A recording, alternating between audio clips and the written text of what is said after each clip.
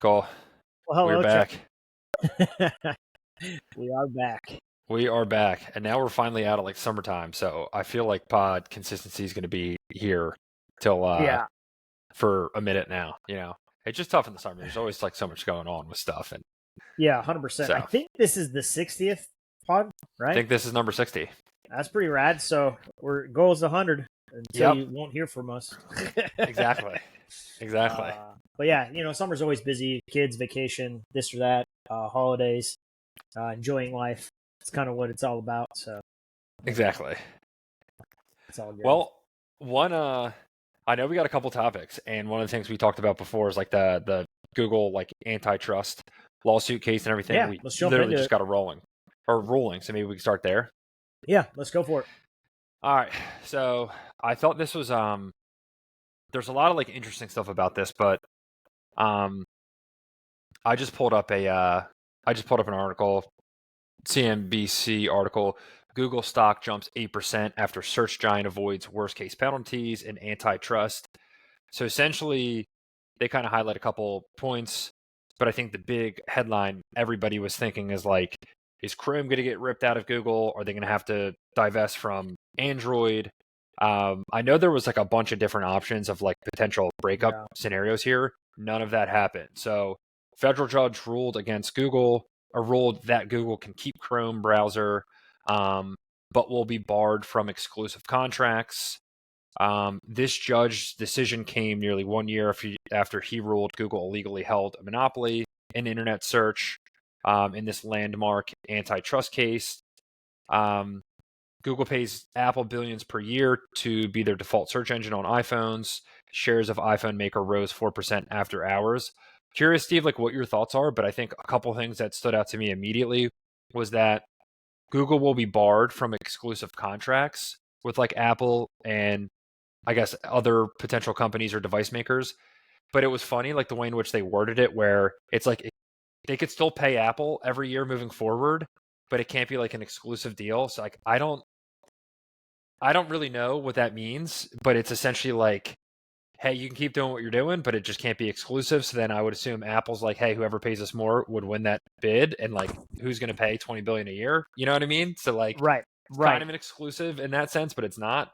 And then the other thing that I thought was really interesting, outside of the fact that like none of the entities that you thought like potentially could get removed from the business was the fact that a big piece in Google's argument that helped keep things intact was the fact of like AI search. And basically they're making the case of like, hey, there's a bunch of different social apps out there, like TikTok and Meta, that you could do search on that's growing in popularity. There's a bunch of different browsers. And then AI popped up and it's like, yo, we don't have a monopoly because people are adopting LLMs and AI. So it's like AI almost like could have like killed or like really impacted Google's business, ends up like saving it from like actually being broken up. Yeah, so a couple comments on that last part. I wonder, my tinfoil hat, is that the reason why Google didn't jump super early into the AI world when ChatGPT came out, etc.? Like, hey guys, we got this pending lawsuit going on. Some smarter brain says, hey, if we can show like we're not the dominant leader here, there'll be diversity and competition, we'll probably be better off. They were behind a good year and a half from when ChatGPT launched. I don't think that's tinfoil hat. I think that's like rational thinking. It makes a lot of sense there. Because if you think about like the All In podcast, like what was it, Chimoff and the other guys were saying, like, dude, just change the I'm feeling lucky button to your Google AI mode, like instantly, throw your shit on YouTube, which it will be coming. Like they were really slow to push that out. They had this Gemini thing on the side, kind of played around with it, but like to force it in front came after the ruling. Sure, not the ruling of like what actually needs to be done. I don't know. That's where I go. The other thing too to that point is I remember we talked about this as well as DeepMind, like the company that Google acquired that does like all majority of like their AI research. Apparently in like 2014, 15, 16 in that general time frame, they came across like AI like LLM usage and they ended up like killing the project because they thought there was too many potential negative like side effects from it. So like Google by slow play, like they had the team and infrastructure there to keep up if they wanted Back to. then they had a guy that said that he created general intelligence and it had emotions and feelings. Like I remember Yes, that whole yeah, buzz, yeah, and it's like, well, what was exactly. that about? So like they were working on it even before ChatGPT. So yeah, they have the capabilities to do it, but motivation's probably what it is. We have to look after the stakeholders. So that's one thing. The other feedback that I was going to throw in there is that part of the ruling, Google will have to share its search data. Google will have to make more available certain search index data and user interaction data, though not ad data, which is interesting. Like there are some things that have been posted around the internet, like what they're gonna share, etc. I just don't think it's groundbreaking. Like, okay, you're gonna share with Yahoo and Bing, and they're gonna update their algorithm, etc. But here's the funny part: Google's gonna appeal this. They're gonna appeal it specifically for that search data stuff. I know they So, already did. so it's like when is that actually gonna have an effect, and will it have that big of effect? You know, dude, they got fucking lucky, dude. Their stock, I think, jumped like 8%. Yeah, Like it rose post, 8%. like it's the first big jump for their stock outside of the sales stuff. So I think now, since the ruling has been out, we're gonna see some major AI pushes as far as their product itself. I think like specifically like YouTube, there's gonna be interaction with AI there somehow. Where hey, they're free to play now. Like they've already got ruled out. No So doubt. I think they're going to be super aggressive with it. They did push out AI mode across the whole rest of the country or the world, excuse me. I think like a week or two ago as well. So yeah, very interesting, but not as dramatic. That's why it's like, dude, hold on, man. Like anything news, like I don't know. Just wait until you actually see how it pans out. Someone's getting paid somewhere to do something, you know.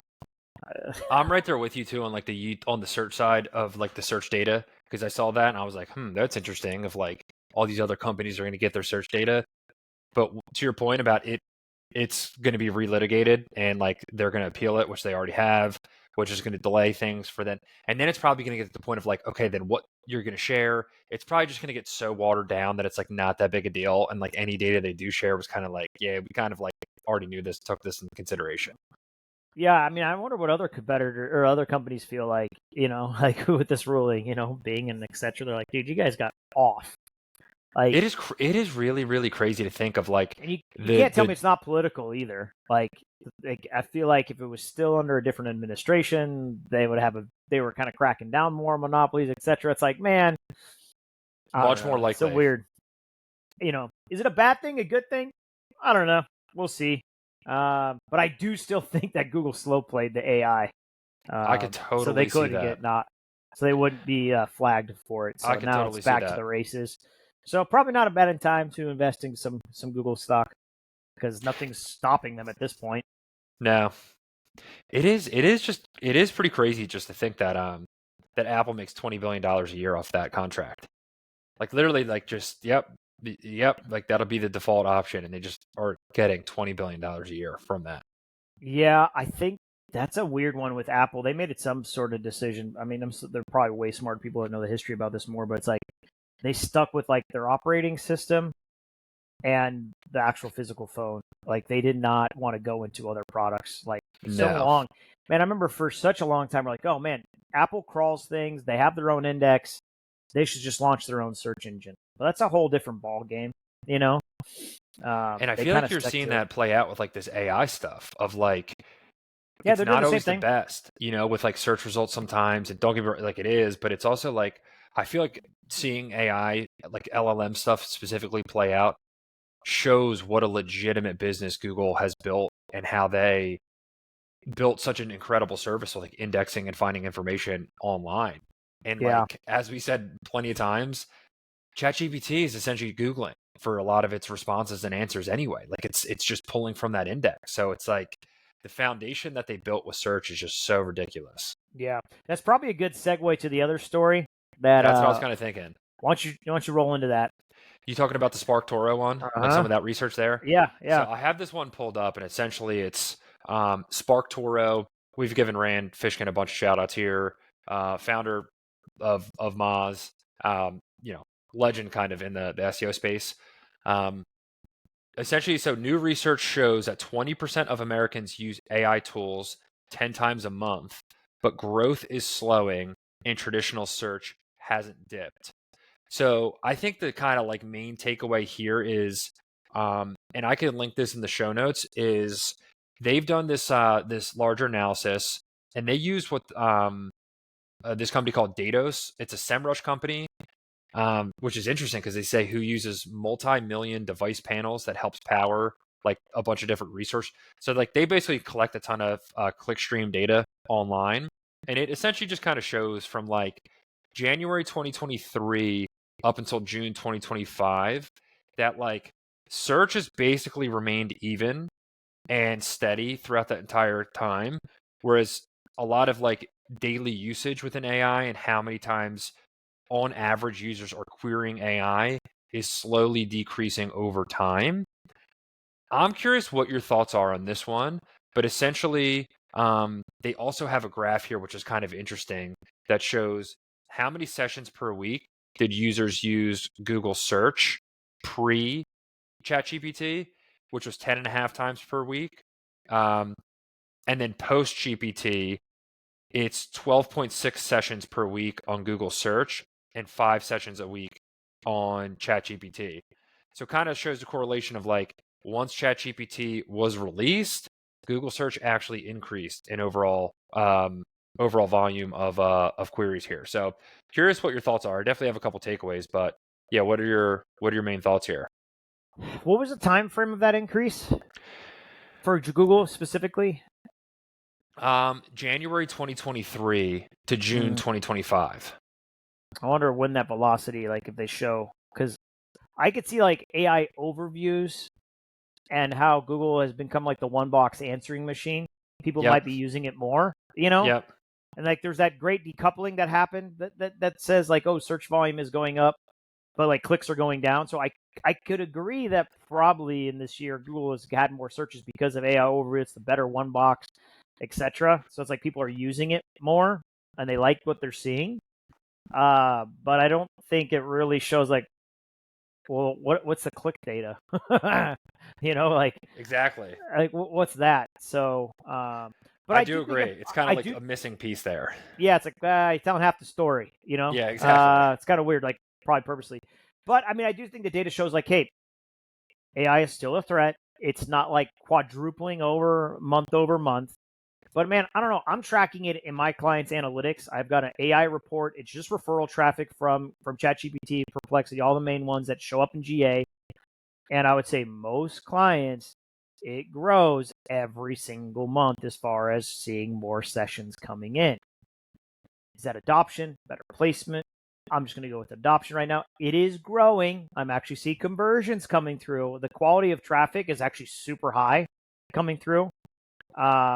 So I don't know if it's just a quantity game. I think those searches are more valuable that are coming through ChatGPT. Anecdotally, like lead gen for us, Trevor, has been great through ChatGPT. It's not a lot, but when it does come through, super highly qualified to where we can close in a week. Yeah, yeah. Done. And like it's been pretty rad.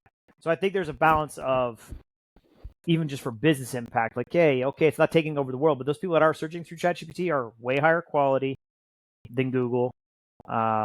And so I guess, I mean, to round it out, though, it's like other companies, should you be scared of AI traffic? It's happening. It's going to happen. I think you could get to a point where the traffic amount, maybe 25% to 75%, or 70-30, kind of scenario where ChatGPT or LLM searches are on the smaller side, but it's going to have an impact because it's been that Google's been at like 95% the last 10, 15 years. Yep. So it's a hard habit to change. I thought the same thing because it doesn't take into consideration click volume. No. It's just searches. And to your point of like a majority of searches now have like AI overviews where like you're getting a response and majority of people aren't clicking through. So there's like that little nuance there with Can the we data. look at Google ads? Like Google was the ad transparency of them running their own ads. Didn't we do that for the political stuff? Can we see can we see if they've run more ads right now? I wonder if you can. Because I had, let's see, Google was a transparency report, right? Ads, something. Let me pull it up. Let me just look real quick. Ad transparency. I don't know if you can see the frequency and cost. I don't know why I didn't see it for. Let's see. Google advertise a similar name. 34, 43 ads. That's probably not it. They probably got a bunch of YouTube ads in there. Yeah, I'm just curious. Like, have they been promoting their own? I only just think about it because I've seen. Yeah, well, there's some ads, but I don't really see it. What I'm looking for. But anyways, I don't know, man. I was in the movie theater like I don't know, a month, 2 months ago. I remember seeing an ad for like Google AI. It's like they've been promoting their shit too. You know, it's like don't get it wrong. Like there's influence that's sticking with it, but you know, No doubt. And but at the end of the day, AI is not growing as fast as maybe some people are saying, but it's still growing. Like, come on, you can't ignore that. yeah, you definitely can't ignore that. No doubt. But I think a lot of people were thinking like maybe at this time like Google would be totally killed. Maybe not totally killed, but like really, really in a rough spot or like way, way different mix than what it looks like. I just But think most people that are covering the AI industry or like what we do, they're so close to it, like they don't see what their friends are that are not online all fucking day long, like how they actually interact with the world. And oh Google is yeah, just a behavior. You know, exactly. you Google it, it's a behavior. How are you going to change that behavior? Because ChatGPT for a long time, like for those people, it's just like it's a party trick. You know, Exactly. and then now it's slowly like, oh, this is a really good resource. You know, it's like, oh, I'm going to use this for my fantasy football. You know, like it's becoming a resource for people slowly as they're changing that behavior. You can't underestimate that. Yeah, you really can. Like there's no way. Yeah. But I do think just like in managing like large search campaigns and like large budgets for like enterprise level accounts and like smaller SMBs, like Google search ads still work. Like they still do work. And like I would say for majority of clients that I see when you're talking about like qualified lead gen, what drives pipeline and actual closed one, paid search still is like majority of that. And not to say that like, to disparage AI by any means, but it's just been fascinating because I to your point about being super close to it, maybe I had a little bit of that, but I don't know. I would have thought by this point, like Google search would like really, would just be less valuable. And I haven't seen a lot of that, to be totally honest. Like I haven't seen a lot of like major pullbacks in Google search budgets or drop Correct. Yeah, off. that's a good point. I have seen some like less impression volume and click volume, but we kind of just came out of summer. But like, I don't know, it still drives results for businesses. Like you really can't argue that. Yeah, and I think those types of searches that are being done, hopefully they're transactional searches that we're optimizing for, which they tend to be on the B2B side. It's downstream. They're looking for something. They're going to seek it out. So I could see where, yeah, the click volume and impressions might not be as high because maybe some of those users are going to ChatGPT as well. But it's still going to be valuable. You know, at the end of the day, you're paying for a cost per click, not impression. Exactly. For it. So it's a high intent click into the site itself. So it's still valid until they start telling us we need to do it by impression. We will see. The other thing too that's tied to this that I thought was kind of interesting is I think I mentioned this, and one of the things I was thinking of like early on is like if people are going to start doing like their initial like research on a given topic or service or whatever, instead of maybe going to Google and like reading a couple blog articles or checking out a couple different sites and like doing that research themselves, using an LLM just to kind of like crank that out for them and then give them a result. And I was always thinking like in that instant, you're probably still going to then go to Google search because that's like majority of the time like default search engine on a browser. So you're probably going to get a list of names or list of companies or whatever. Then you're probably going to then pull up another tab, search for that company, go to their site. So in that, it's like, okay, it probably makes sense to start bidding on your competitor terms and getting more aggressive there because if you didn't get in the if you didn't get in the LLM results, get in those ad auctions, and then vice versa, bidding on your brand to make sure that like other people aren't poaching from that traffic. We've launched AI Max, the new campaign setting, in a bunch of accounts, and it's been really interesting where a lot of performance stems from branded terms. Like your non-brand campaigns, I've seen across the board pull in branded terms. And How is that possible? I wonder if that's like a Google thing. Well, Google's starting to use like that keyword list technology there. So like even if there's like a say you had like a construction software business, and your construction software business was like, I don't know, like Steve software. If somebody's searching for construction software or I don't know, Steve software or construction, vice versa, you can kind of match to either way. It's not, you have to be bidding on the brand. It's more of like the intent behind it. So I say all that to say, like, I still think long term there's a ton of like value in bidding on your brand and competitor terms. And that's something to be aware of. Like if you are using AI Max and like there's a hard split with your clients and budgets of like, hey, we need to spend X on brand versus non-brand. I've actually had some clients shift budget towards branded search that historically like would not have done so. Kind of because both of those things. So, question for you: this is a kind of great debate, but I think this is relevant because I know branded traffic is happening more. It is across the board because people are finding in ChatGPT than searching for the brand. Makes it total is happening. sense. I have firsthand experience with that for our own brand itself. Does every brand have to bid on their brand if there is no one bidding on their brand? Probably. And the reason I say that is because of AI Max there. Like, because AI Max is like a little game changer because of like that keyword list technology, where like maybe you have just search campaigns in that same software example. Maybe you just have like construction software services, B2B construction software business, like whatever like those terms are. Google can then say, hey, somebody in your general like ICP is searching for your competitor that offers the same software. Like we're going to get you in that ad auction, even So though it's you're gonna not bidding on trigger. competitor terms. Yeah. Interesting. So it's tough to, and even then too, like if you're bidding on brand nowadays, it's really tough to say nobody else is bidding on it. Like that's like a really, because Right, there's so like many like niche outliers. is there a warning that happens? Like I can't tell. Like I'll Google it myself, and just because I Google my brand or your brand, and you don't see an ad, is that the truth?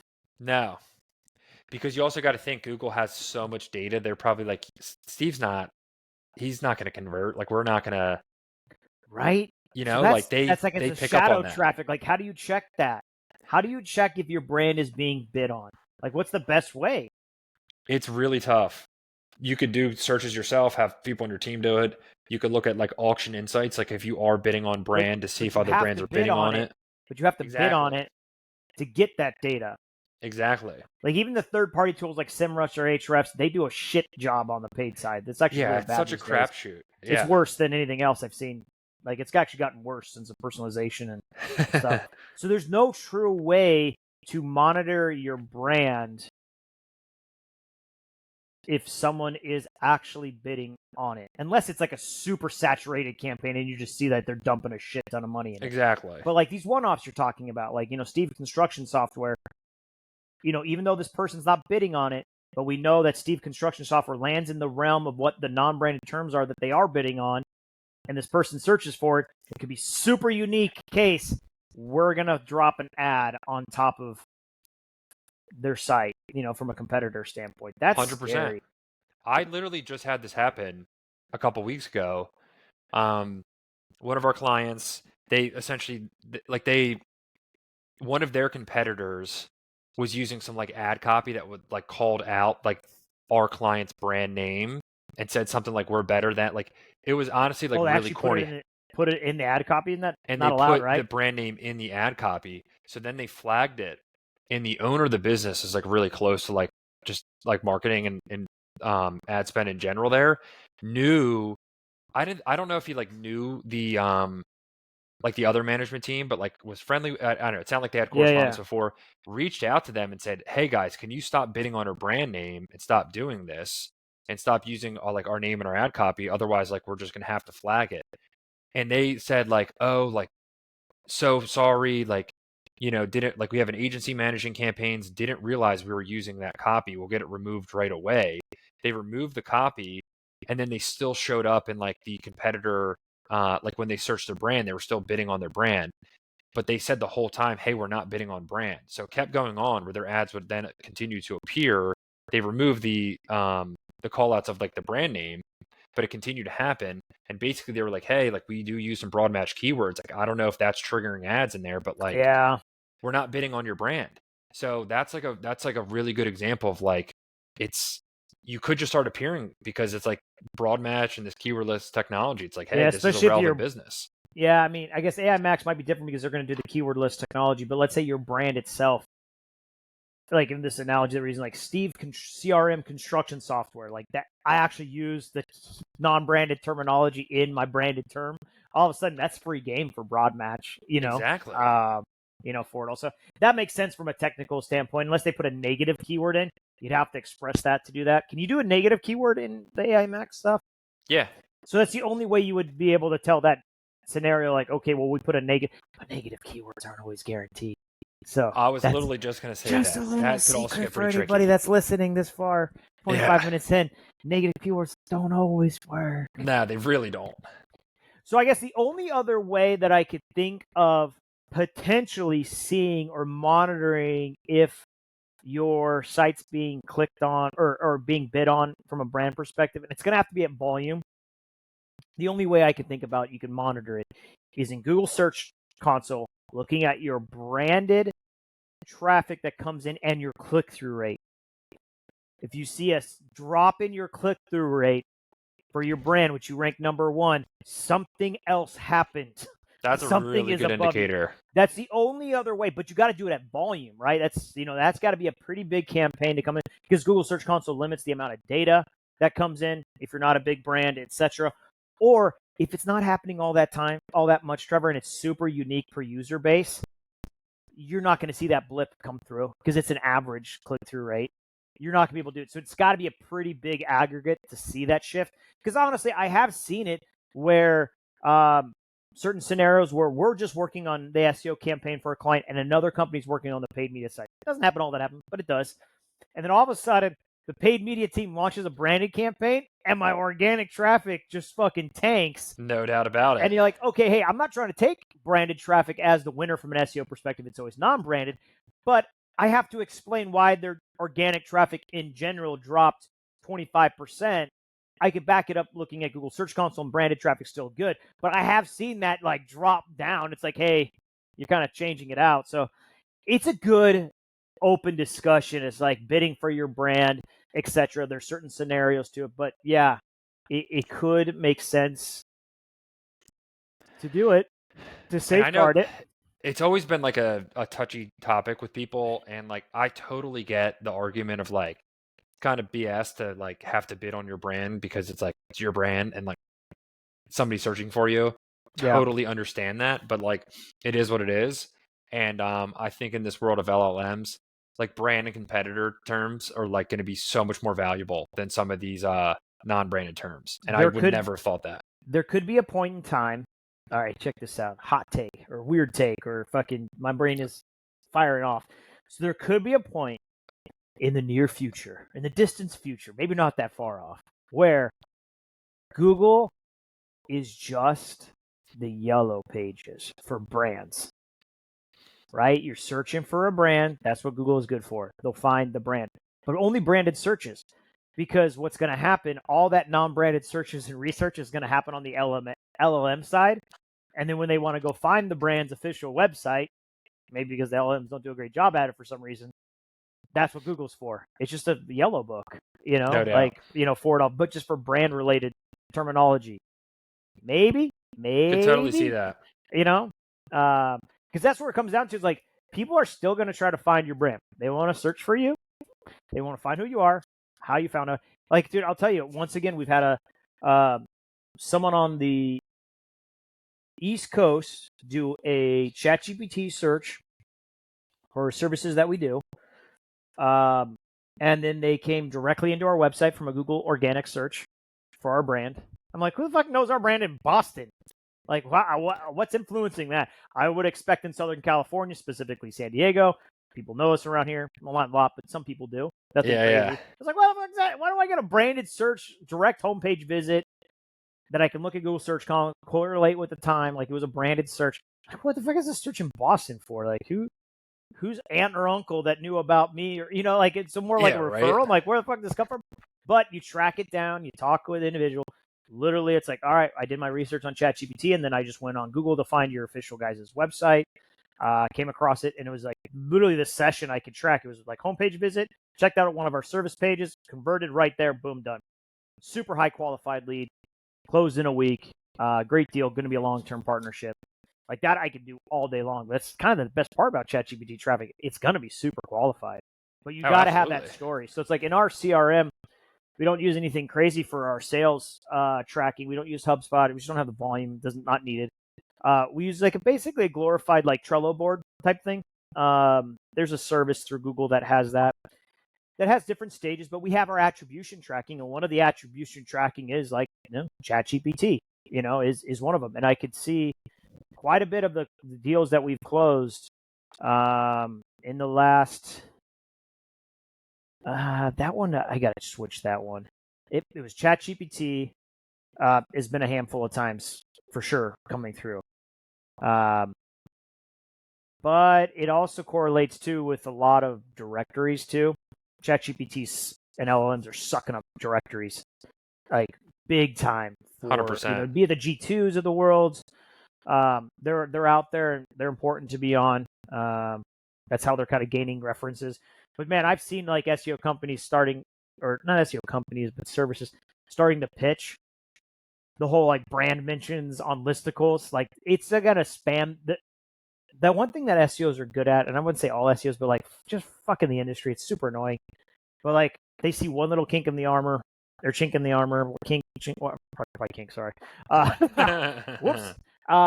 In the armor, like they exploit the shit out of it. So it's like they know these listicles work.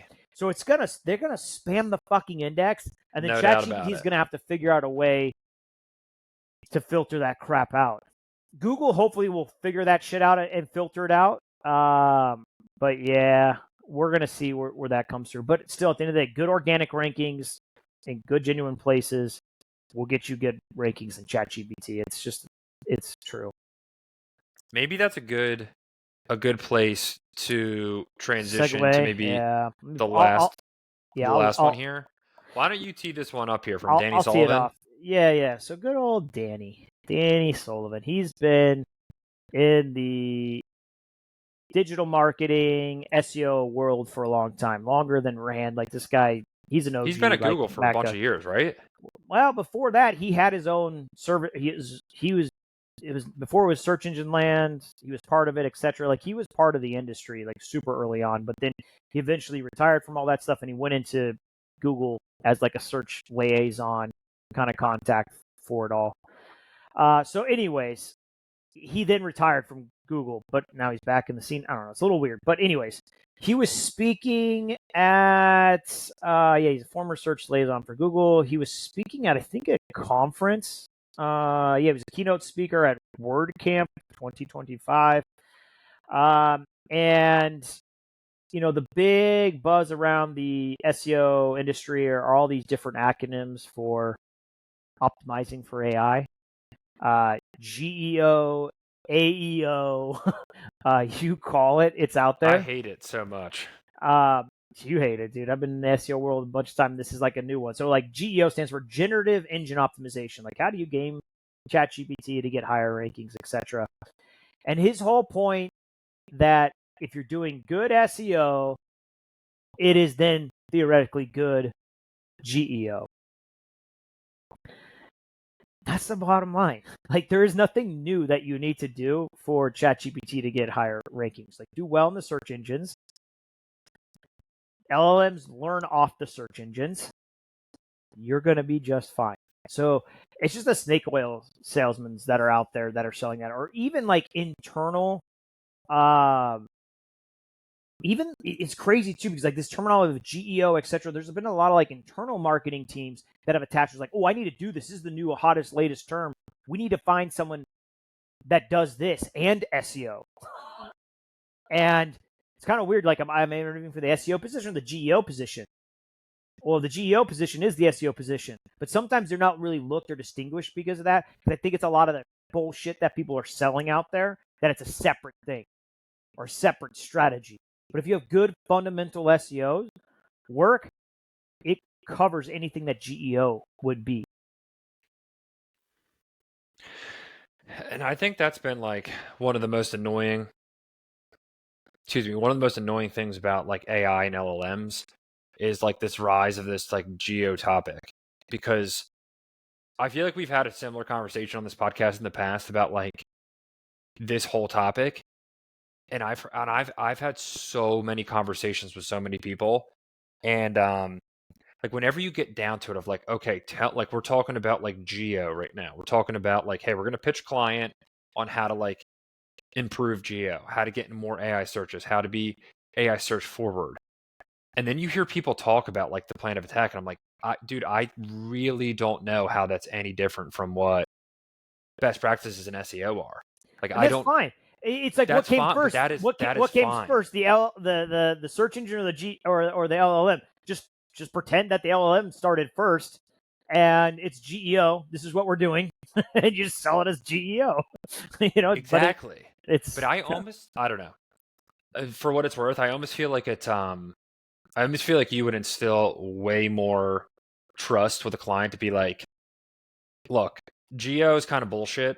It's SEO. Like, we're going to do best practices in SEO. We're going to optimize your site to be user friendly, create unique, authoritative content. We're going to do all the SEO tactics to make sure everything's buttoned up. We're going to place schema on your site. But I think the thing that rubs me wrong, at least, is like when you get to the point of like, hey, we're going to optimize for AI search and we're going to do geo. You're kind of being. well. It's like one of those things in life where like everybody knows. I'm trying to think of like a good So I example. got it. So I think I know what it is. I'm just going to interrupt. I think I'm going to create a new acronym. We know what FOMO is, but we're going to do FOMO with two F's. And it's going to start with fake fear of missing out. People think 100%. they need to do this because someone else is talking about it. You know what? Chamath had a great little meme. Let me see if I can share. This is good enough to share, to screen share. Let me get this here. Blah blah blah. View.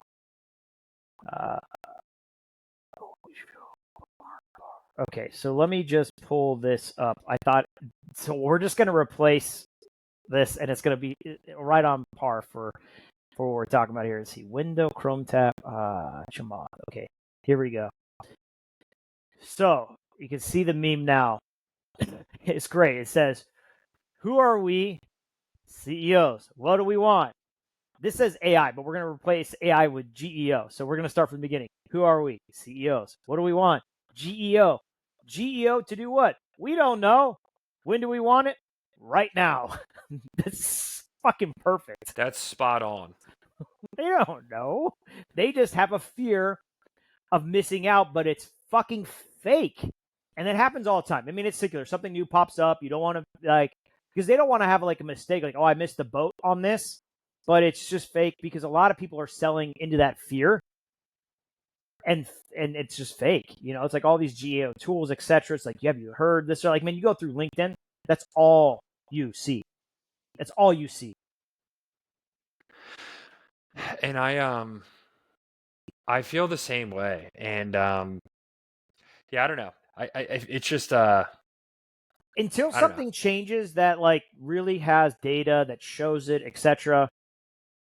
I'm totally open minded, dude. I'm not like married to the concept that I've been talking about, but and that's fine. That's totally fine. But even like to measure it, like bro, the tools that are out there trying to measure AI searches done on ChatGPT for your brand, just tell me how you're even doing that. You don't have Exactly. first party data. And I talked about before, like the SEMrush or Ahrefs tools, what they're probably doing is looking at the search volume numbers that they have from Google, which are theoretically what Google is telling us. They're giving that some sort of percentage in AI, and they're doing searches for that, and they're seeing how often your brand shows up in these anonymous searches. And it's like, hey, it's a start. Don't get me wrong. Could be helpful, but it's not. It's as good as like PPC traffic reports coming through SEMrush or Ahrefs. It's not Exactly. really the true story, Yeah, it's like so directional at So best. just like knowing that, but I have heard it in a handful of sales pitches where it's like people are so buzzworthy about the GEO, etc. I'm just like, oh, what influencer did you look at? And I hate to be like, I don't want to sound condescending here, but I really think it just shows like humans are literally like herd animals, like just sheep. Yeah. You could think of so many other cases, and I won't go there on this pod, but just sheep. And it's like everybody's talking AI, so we have to say AI. And like that, like meme, spot on.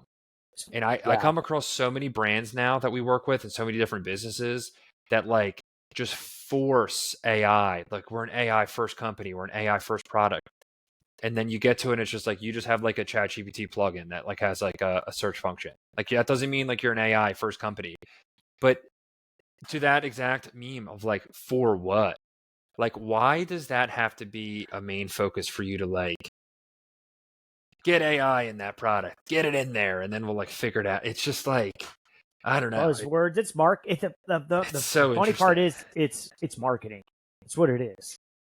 It's like they know that's the buzzword of the day. We got to do Yeah. it's like probably the same people were doing weird marketing when light bulbs in houses came out. Like we have to do it. It's like it's the future. It's like, well, it will like be NFT-ish, kind of like a little blockchain-ish Oh, of like dude, everything needs to be an NFT and everything's on the blockchain. It feels that. I think this has a little bit more of a runway where there will be reality around it, but it's like as this ramp up, it's like, yeah. So this is going to be, this is like kind of related, kind of not, but like that just sparked a thought of like NFTs and blockchain. I think we're going to see like an actual real resurgence of both really soon here. And I think like we already are starting to see that. I don't know if you saw, it was Wyoming. They were the first state in the country to pass stablecoin legislation and actually have their own stablecoin. So if you live in, I think anywhere in the world, you could purchase it, but essentially it's like a first state in the country to have a stablecoin. And there's a bunch of different like government initiatives right now to put things on the blockchain, which makes a ton of sense for just transparency and tracking and like getting things up to date. I think we're going to see a major resurgence with that whole space there. The other thing that's like really interesting that I've heard as well is like larger macro trends in the world right now in the economy and how diverse it is and how like the dollar might be losing some potential value there or like those types of things. Mm-hmm. Stable coins apparently could potentially have a really massive impact of like backing up the US dollar in a major way. So I think like NFTs, blockchain, crypto, all of that 100% here to stay. And like there's going to be a major resurgence of them. So, yeah, I have heard chatter of like even like the US establishing a federal stablecoin. Is that correct? That's I don't think that's going to happen. Or maybe like a Federal Reserve of instead of having like stashing digital currency for a backup reserve. That's 100%. Happening. That's happening. Yeah, we have one right now. A Bitcoin reserve. It's just all of the Bitcoin that like the federal government has seized. We now just have it in a reserve. They don't have a mechanism right now to like buy some because they don't want to use like taxpayer dollars to like buy crypto, but they're trying to figure out other ways to accumulate more. Yeah. So okay. So I guess the other concept of like maybe it's digital currency, maybe not like a stable coin, but like the digital coin, like okay, maybe it's I don't know. I look at like a stable coin for the US. If that's something that all of a sudden it's like it's going to be a digital stable coin, that feels to me like a digital currency. Like instead of dollars, we're using no digital, doubt, yeah. Right. So here's my thing though. If you actually went to that and everything's blockchain, super secure, like whatever, we just make it up. It can be fully secure. The one thing that I don't know if the government would actually do and actually go with that. It sounds great because you can control all the money. You have complete transparency about how everything's doing. That's the fear of it, right? What I think though is that, dude, the government's gonna have to be accountable for every dollar they spend and where it goes, rather than just making shit up. Yeah. Exactly. I feel like they do a lot right now, dude. Like that's a really good point there. It's like we need ultimate transparency with this digital currency, so it could like ultimately backfire. That's a really good point there.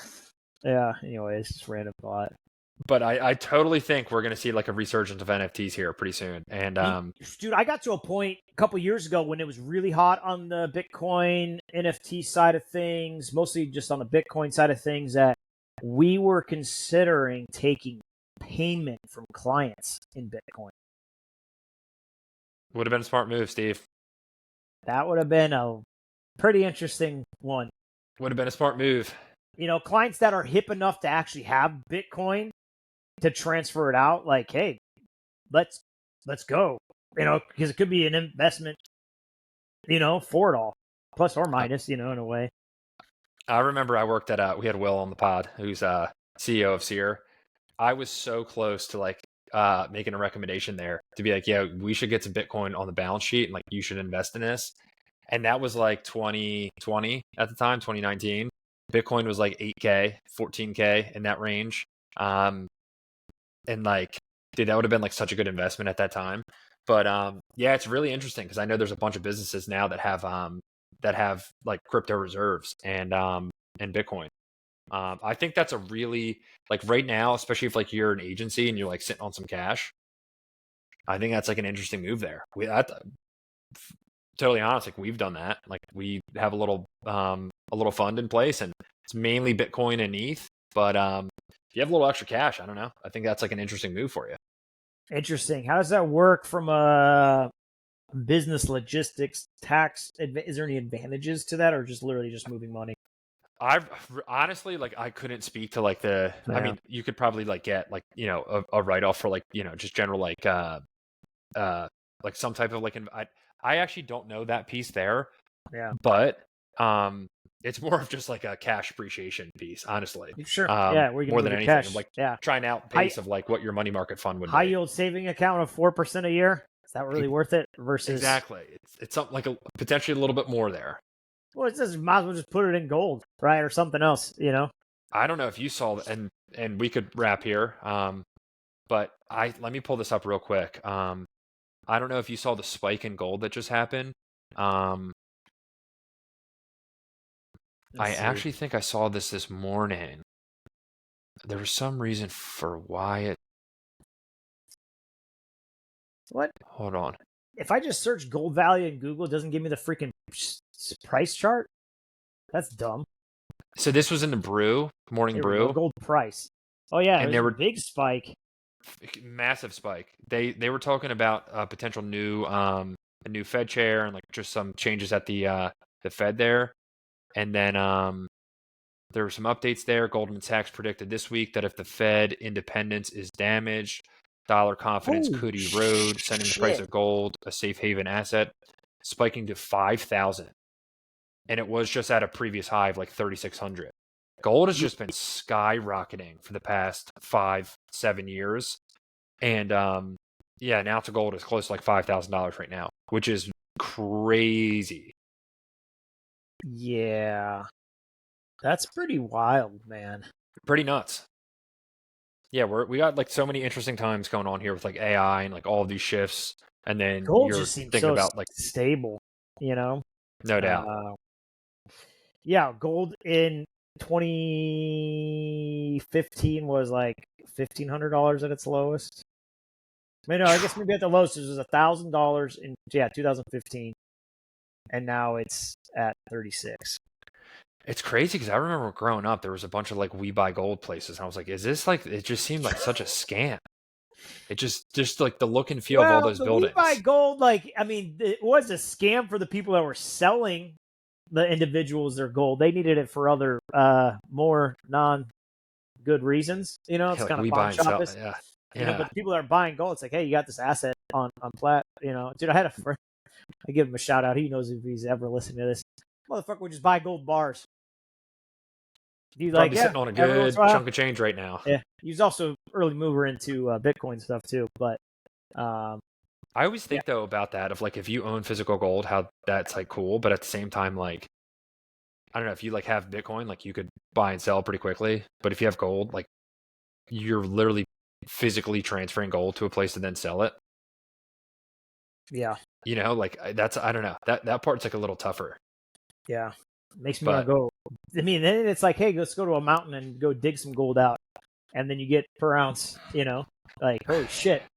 And that's why, some people still want to do that these days. But it's still funny, it's gold, of all things that we treasure. That is so classic. But now, good point though, as far as diversification of cash.